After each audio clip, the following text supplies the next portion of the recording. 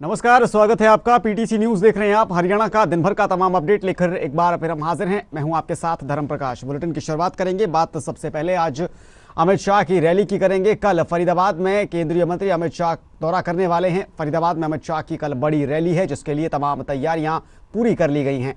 आज भारी संख्या में रैली स्थल पर पुलिस बल और सुरक्षा कर्मियों ने डॉग स्क्वाड की मदद से स्टेज और पंडाल का जायजा लिया है। इस मौके पर डिप्टी कमिश्नर उमेद जिले के साथ साथ तमाम आलाधिकारी भी रैली स्थल पर मौजूद रहे और पुख्ता इंतजामों के अलावा रैली में आने वाले लोगों और वीआईपी के लिए रूट प्लान फाइनल किया। डिप्टी कमिश्नर विक्रम यादव ने बताया कि कल केंद्रीय मंत्री अमित शाह रैली को संबोधित करने आ रहे हैं, जिसके लिए तमाम तैयारियां पूरी कर ली गई हैं। साथ ही तमाम व्यवस्थाएं भी फाइनल हो चुकी हैं। उन्होंने बताया कि सूरजकुंड में आयोजित होने वाले 2 दिवसीय चिंतन शिविर की भी तैयारियां फाइनल कर दी गई हैं। डिप्टी कमिश्नर ने बताया कि सुरक्षा के तमाम इंतजाम पुख्ता हैं और ट्रैफिक रूट प्लान के अलावा रैली में आने वाले लोगों और वीआईपी के लिए 2 अलग अलग रास्ते बनाए गए हैं। खासकर रैली में आने वाले आम लोगों को कोई दिक्कत ना हो, इसके लिए खास व्यवस्थाएं की गई हैं। तैयारियां पूरी हैं। गृह मंत्री केंद्रीय सरकार यहाँ पे आ रहे हैं, कुछ इनॉग्रेशंस हैं, तो उसके बाद में चिंतन शिविर है, तो सभी की तैयारियां हमारी पूरी हैं। अगर हम सुरक्षा की बात करें तो किस तरह की सुरक्षा है? सुरक्षा के लिहाज से भी सारी तैयारियां हमारी पूरी हैं। तो इसमें लोगों के आने का अलग रास्ता है, वीआईपी के आने का अलग रास्ता है। पूरी व्यवस्था सही से करवा दी गई है। कैसे यहाँ तक लोग पहुँचेंगे, क्या कुछ व्यवस्था, ट्रैफिक व्यवस्था क्या सब? ट्रैफिक की व्यवस्था ऐसे की गई है, जो सेक्टर 12 और 10-9 वाली डिवाइडिंग रोड है, वहाँ से बसेज आएंगी और पीछे हुड्डा ऑफिस के सामने डिबोर्ड होके पार्किंग में चले जाएंगे वहाँ से। तो वहाँ से लोग पीछे रैली के स्थान पे आ जाएंगे। सर, जैसे 27 और 28 तारीख को जैसे भारी वाहनों को प्रतिबंध लगाया हुआ है, तो आम लोगों की सुविधा के लिए किस तरह से रूट डाइवर्ट किए गए हैं सर? तो आम लोगों की सुविधा के लिए वो रूट प्लान भी दिया गया है, तो उसमें लोगों को कम से कम असुविधा हो इसके पूरा ख्याल रखा गया है। और साथ ही जो यहाँ पे रैली में भी आ रहे हैं उनकी भी सुविधा का पूरा ख्याल रखा गया।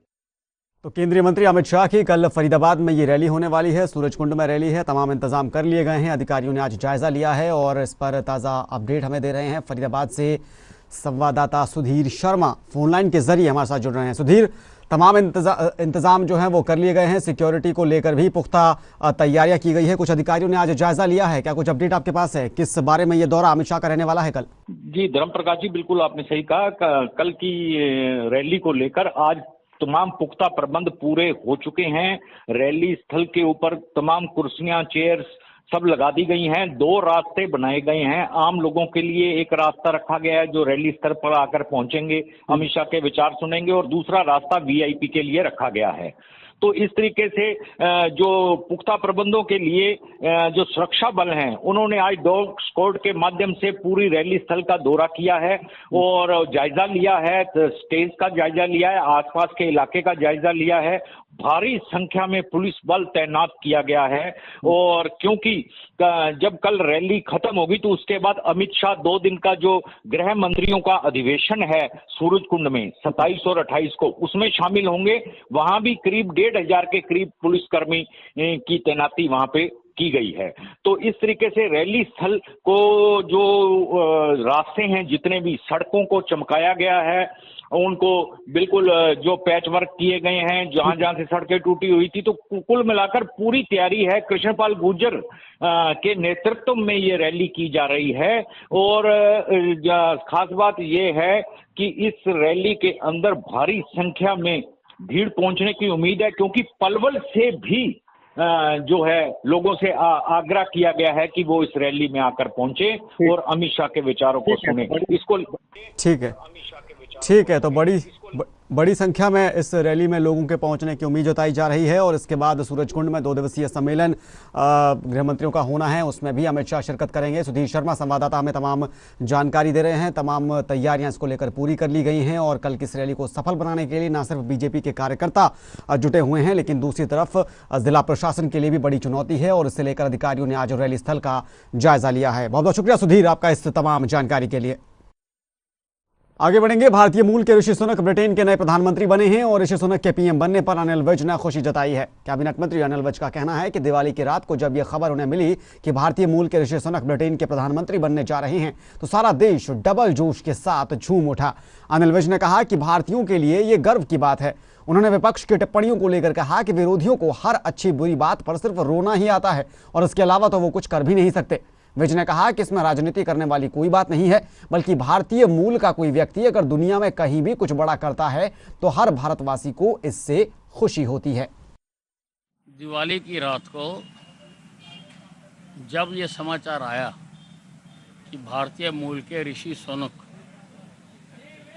इंग्लैंड के प्रधानमंत्री बनने जा रहे हैं, तो सारा हिंदुस्तान डबल जोश के साथ झूम उठा।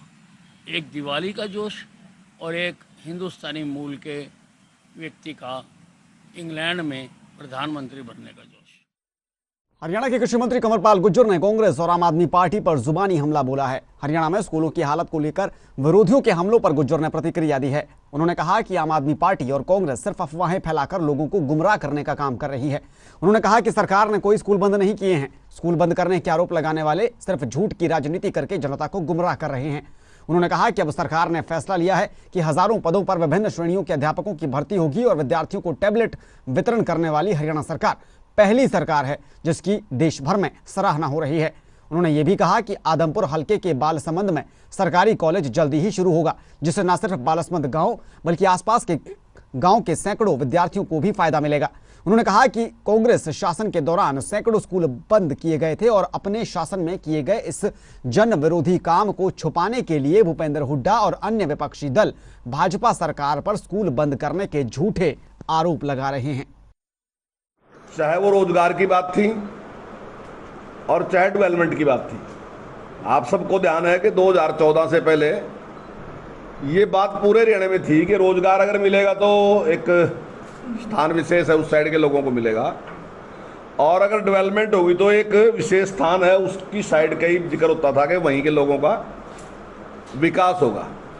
लेकिन अब जब से भारतीय जनता पार्टी की सरकार बनी, माननीय मनोहर लाल जी मुख्यमंत्री बने, तो उन्होंने एक ही नारा दिया, हरियाणा एक हरियाणवी एक।